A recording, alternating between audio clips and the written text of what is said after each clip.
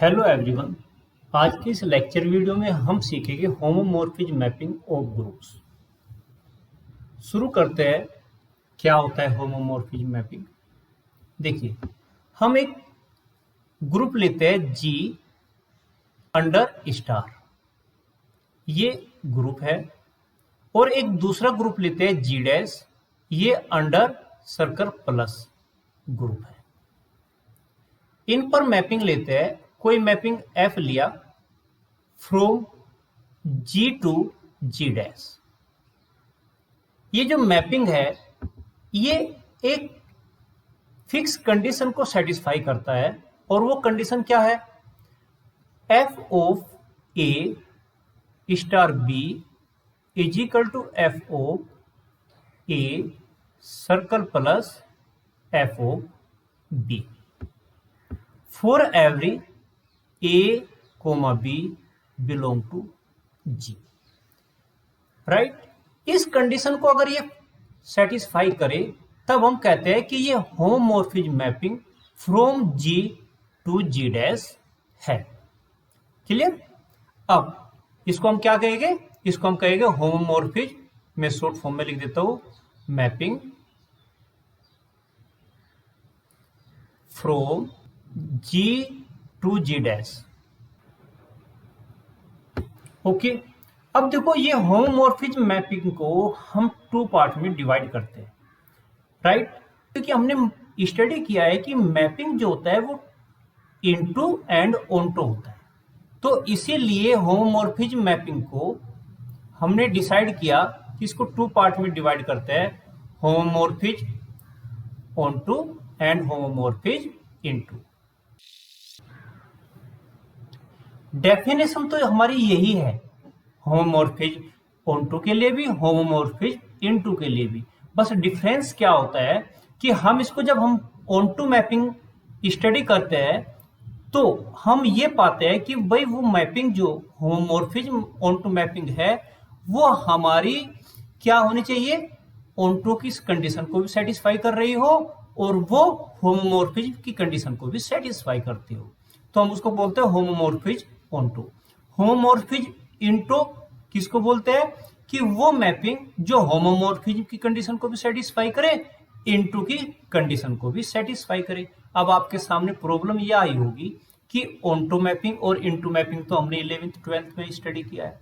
तो चलिए मैं आपको यहां पर रिमाइंड करवा देता हूं। ऑनटू और इनटू मैपिंग को समझने के लिए ग्राफ को देखिए। हमने कोई मैपिंग लिया है एफ जो ए टू बी पर है, मैपिंग कर रहा है। राइट? ओके। अब यहां पर देखो, यहां पर इसका मीन्स है कि f of a is equal to 1 image होना, एफ ऑफ बी का इमेज 2 होना, यहाँ पर एफ ऑफ सी का इमेज 3 होना, एफ ऑफ डी का इमेज 4 होना।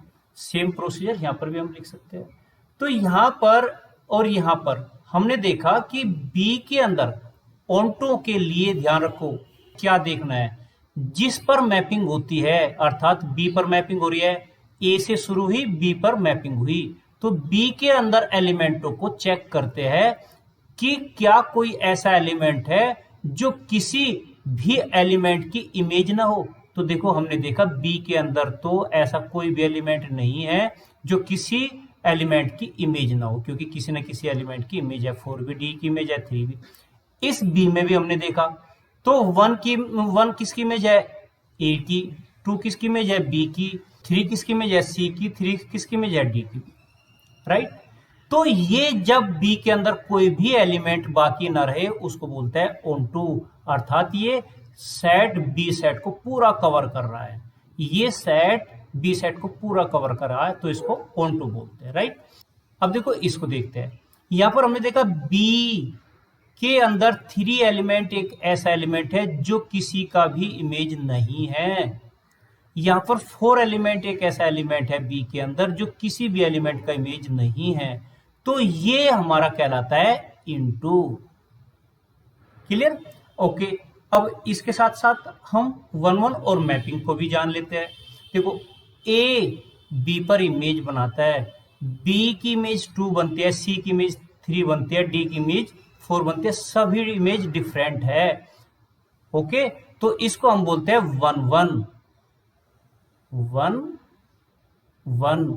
और साथ क्योंकि ये ऑन्टो भी है, बी के अंदर कोई एलिमेंट नहीं है तो इसको ऑन्टो भी कहेंगे। यहां पर देखो ये 1 1 है या मैनी 1 है, ए 1 से, बी 2 से, सी 3 से और डी 3 से, तो मैनी 1 मैनी, और यहां पर बी के अंदर 1, इसको बोला जाता है मैनी 1। तो मैनी 1 ऑन्टो कह सकते हैं हम इसको। इस मैपिंग को क्या कहेंगे, मैनी 1 ऑन्टो मैपिंग कहेंगे। यहां पर बात करते हैं, यहां पर देखो ए का इमेज 1, बी का इमेज 2, सी का इमेज 4। ये मीन्स हर एक अलग एलिमेंट अपनी अलग इमेज रखता है, तो इसको हम कहेंगे 1 1। लेकिन बी के अंदर एलिमेंट बाकी है 3, तो इसको हम कहेंगे इंटो। यहां पर सी और डी की इमेज 3 है, तो इसको हम कहेंगे मैनी, और क्योंकि बी के अंदर कोई एलिमेंट बच रहा है तो इसको कहेंगे इंटू, तो मैनी 1 इंटू। क्लियर? तो इस तरीके से हम इन इमेज को समझते हैं, राइट? ओके, अब हम चलते हैं अपने पुराने टॉपिक पर, homomorphism, onto homomorphism, into.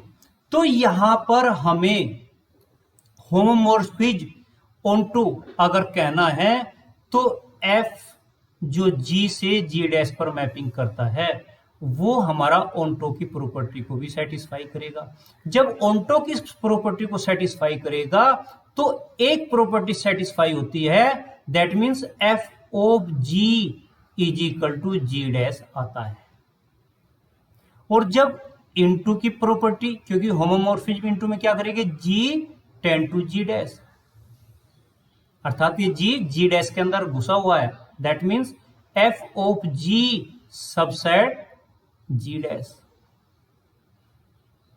Okay, इस केस में जहां पर होमोमॉर्फिज्म ऑन्टो होता है उस केस में हम जी डैश को कहते हैं होमोमॉर्फिक इमेज ऑफ जी।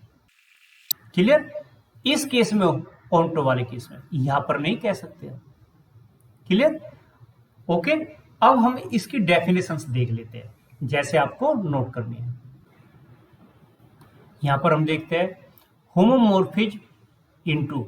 तो होमोमॉर्फिज्म इनटू क्या हुआ, जब इनटू मैपिंग होती है, अर्थात a mapping f from a group G star into a group G dash circle plus, into दे दिया ना, तो इस मैपिंग को हम कहेंगे होमोमॉर्फिज्म इनटू।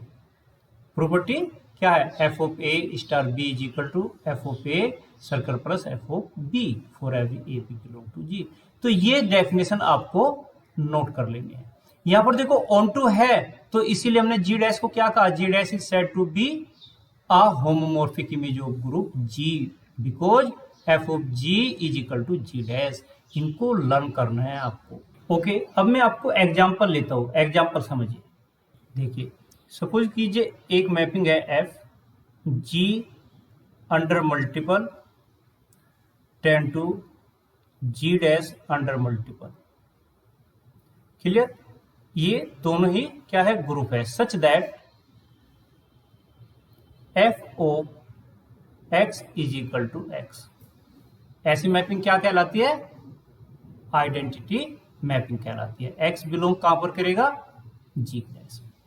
तो अगर इसको होमोमॉर्फिज्म प्रूव करना है तो हमें क्या चेक करना होगा, हमें इस रूल को फॉलो करना होगा। देखो ए स्टार बी, तो स्टार यहां पर मल्टीपल है और यहां से जी से 2 एलिमेंट हम लेंगे, एक ए और एक बी। क्लियर? ए और b for every belong to G, f of a multiple b is equal to a multiple b आएगा। ओके, अब ध्यान दीजिए, हम जानते हैं कि a belong to G, a belong to G, तो बेटा f of a is equal to a बनेगा। बी बिलोंग टू जी, तो बेटा f of b is equal to b लिख सकते हैं। इसी प्रकार यहां पर देखो ए के प्लेस पर हम क्या लिखेंगे, f of a into b के प्लेस पर हम क्या लिखेंगे, एफ ऑफ बी। ओके, तो हमने क्या प्रूव कर दिया, ए इंटू बी का image is equal to f of a into f of b हुआ। ये देखो, ये ऑपरेशन इस जी डैश के अंदर का है, ये मल्टीपल ऑपरेशन जी का है। क्लियर? तो ये पॉइंट हमें समझना है। ये आपको समझ में आ तो हम इसको क्या कहेंगे, एफ इज होमोमॉर्फिज्म।